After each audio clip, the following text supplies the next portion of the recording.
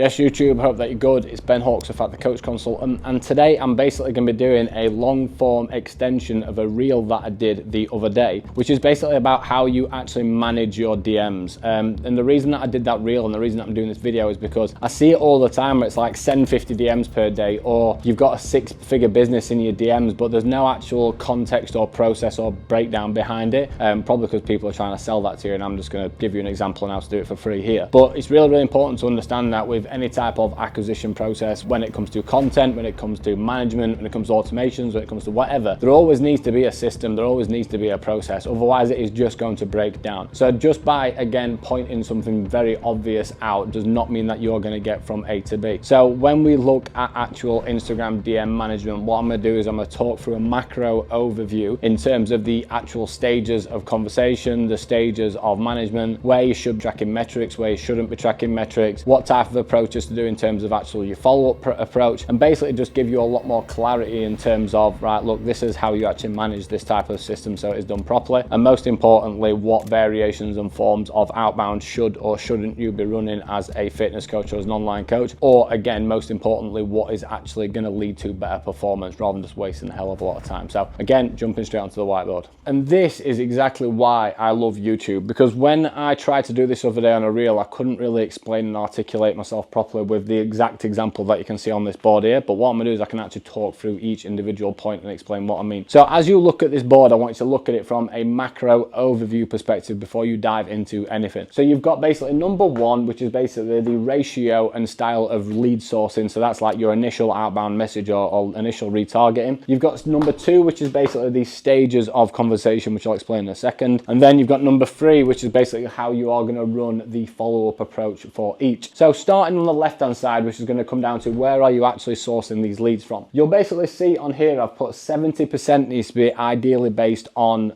warm or inbound interest, for example. That is going to be people who downloaded lead magnets, reacted to a story, commented on a post, previously applied, a previous client, they have come from a referral potentially before, they've been in one of your communities. Basically, anyone who has shown any form of interest to you or back to you. 70% of your effort needs to be retargeting those people because they have had at least minimum one impression as a starting point. And you'll also see here that I put down 30%, which is based on outbound and cold. And that for me would be basically looking at Instagram, Facebook, LinkedIn, even TikTok, for example, where you are going to actually try and outbound send in requests and then send in initiated starting point messages, which again, for me, that would be a cold message. Even though they've accepted your request, for example, as a friend, it's still a cold message because again, that person has not had time to process, digest, interact, or do anything with your content, right? Both of these have their place, right? As I've spoke about in previous videos, when we're looking at interest and warm traffic, right, that always needs to be your absolute complete and utter focus at all times. Basically 70% needs to be based on interest and warm traffic, because in reality, like, that is going to be where your opportunities are. That's where common sense lies. If someone's seen my stuff before, interacted before, then retargeting them and get multiple impressions to them is going to be obviously a winner. But that does not change the fact that just relying on getting warm interest is not a business strategy in any way, shape or form. But also saying to yourself, I'm going to wait until I go viral so I can get an extra 1,000 downloads or 1,000 comments or whatever it may be. That's also not a business strategy in any way, shape or form. You need to have an element as part of your day or as part of your setting process where you are focusing on actually getting into outbound messages. You are getting into new requests on Facebook, on LinkedIn, on Instagram, whatever it is, and actually initiating and starting those conversations. What you've got to take into account here is your actual response rate from warm to cold is going to be very, very, very different, and that will basically affect the KPIs and metrics that you have throughout all these other areas. But it's a viable process. Like, if you look at the principle behind it, where you've got your pool of people and your pool of interest, in reality, it's not going to take long until you've ran through all of them, and you can't just rely on just keeping going. You need to have a combination between the two.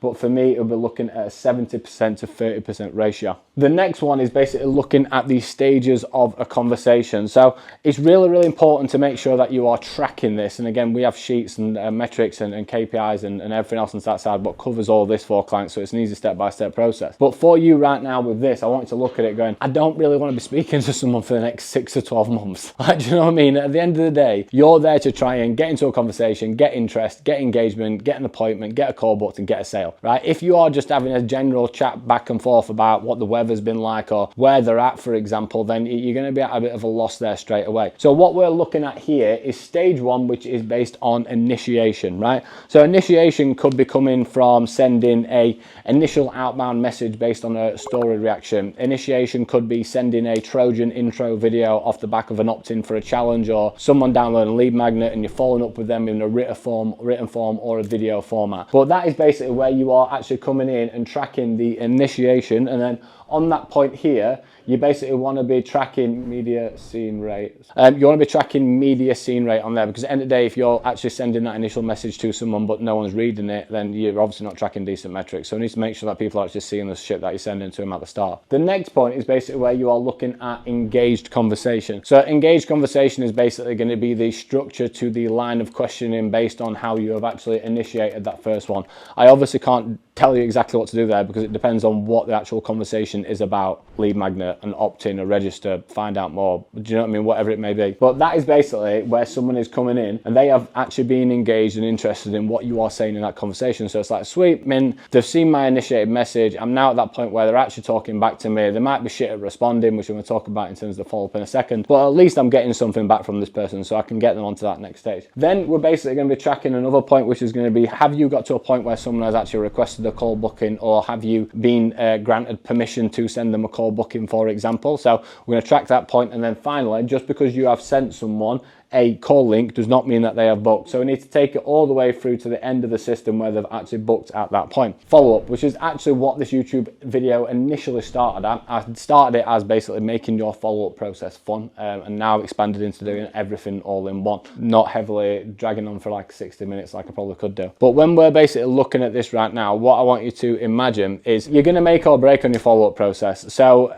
before even looking at the styles of follow-up, right, once someone has potentially, you've sent that first message and that initiation, they might have been busy, they might have been thinking about it, they might have spoke to a spouse, and they might have just completely forgot to come back to that message. So you need to actually make sure that you have got a follow-up 1, follow-up 2, follow-up 3, just based on that initiated message alone. Because at the end of the day, that's different stage to get onto that next point. Just because someone's coming in and they've got that engaged conversation as a starting point, you need to make sure that if they've not responded after they've showed a bit of engagement, you're running your follow-up 1, 2, and 3, right? When we're then coming onto the stage 3, and for example, just because you've sent someone a call booking link don't mean that they're going to book. We need to make sure that we have got follow-up 1, follow-up 2, follow-up, and 3. And finally, exactly the same when it comes to the booked. So what you'll basically find here is that I would be looking at a minimum of 3 follow-ups per stage. And I'm going to highlight and point out here that when I've looked at investing into different acquisition and sales systems and everything else, and I've looked at what people are kind of doing outside of fitness and even within fitness, I've seen people where it's like 10, 12, 15 follow-up processes, guys. And I always say to my community, I will tell you stuff to do that I would do myself, or I would basically ask someone else to do. I'm not going to run an 8-point follow-up just based on initiated message. I'm going to run a 3-point, and then from that point, I'm just going to leave them for a bit and wait for the next interaction to come in. Because what you'll find is if you're hounding someone 5, 6, 7, 8, 9, 10 times, like, yeah, is it going to benefit you because you're going to be in people's faces and you're going to be like there all the time? But for me, like, I care about my reputation and I care about yours. So if someone's genuinely just ignoring you 3 times back to back, then focus on how you can actually get them bought into the next round of content, or get them bought into a next lead magnet or a next interaction, or interact with their story to then restart it and re-engage it again, if you get what I'm saying. But if they've just straight up blanked you 3 times on stage 1, then like just leave it, like, in my opinion. The next one is obviously when you're coming into an engaged one, you're going to run the exact same. When it comes to sent requests, exact same. So what we've got to look at now is the actual follow-up process. So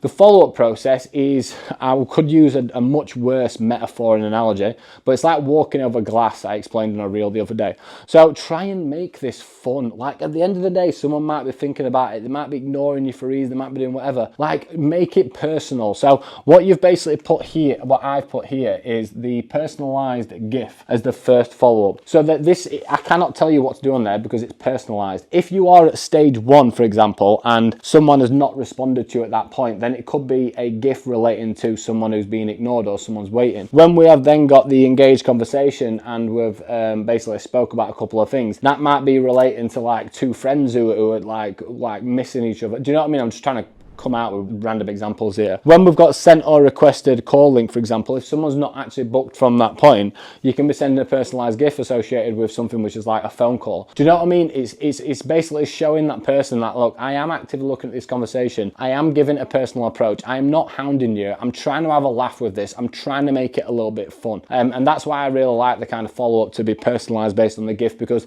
especially if you isolate your niche, your consumer. So for example, for me, I could be sending a personalized GIF which is associated with a GIF, two friends speaking to each other or someone not getting response. Do you know what I mean? I do it based on business, so it makes it more applicable to that person. So for example, if you've got a female, male, lifestyle, bodybuilding, whatever it may be, create your GIFs associated with that. It's about making it fun. I'm a big believer that if something's not fun in business, you don't do it. So try and make your follow-up process fun. The next one is basically looking at an evergreen meme, because at the end of the day, it's a bit of a ball ache trying to go back and forth thinking about loads of different personalized GIFs that you can send out to someone. And from that point is just where you're going to, again, get your niche, get something which is really, really appropriate to that niche in terms of some form of meme. Adjust that meme to be something which has a bit of copy on it associated with what follow-up process it is, and then just have it as a bank where you can use it and just track which is performing better with actual response rate. And then the final one we've basically got here is the personalized ultimatum.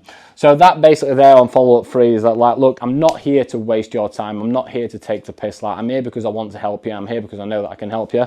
But I also don't want to be that person who's absolutely hounding you back and forth, right? In my personal career and my personal experience, I have had much better response rate down the line by going for that type of personalized ultimatum approach, where someone just turns around and goes, look, I'm sorry, look, I was thinking about it, but it's not the right time at the moment. Or for example, someone's like, look, I'm sorry, look, I've sat on it, look, I am going to go ahead with it. Or for example, down the line that someone turns around to you and says, look, I appreciated that kind of real honest message on that third follow-up there. And the main thing is just to kind of keep that relationship, because again, if you're hounding 10 times on each stage and you've got 40 messages to a single person and they've obviously been a bit slow with the process, like, it's not great for your reputation, and also the loss of that lead down the line as well. So be really, really kind of specific with that. Obviously, this is me talking about you doing this, so you'd be doing this personalized approach, you'd be doing the management. And don't get me wrong, there's a hell of a lot more to it, but that is just an overview on when someone says send 50 DMs per day, or your DMs are in your Instagram. Like, that's potentially a process in which how you actually manage that in terms of getting people over the line, getting appointments and getting sales, guys. So if you've enjoyed this video,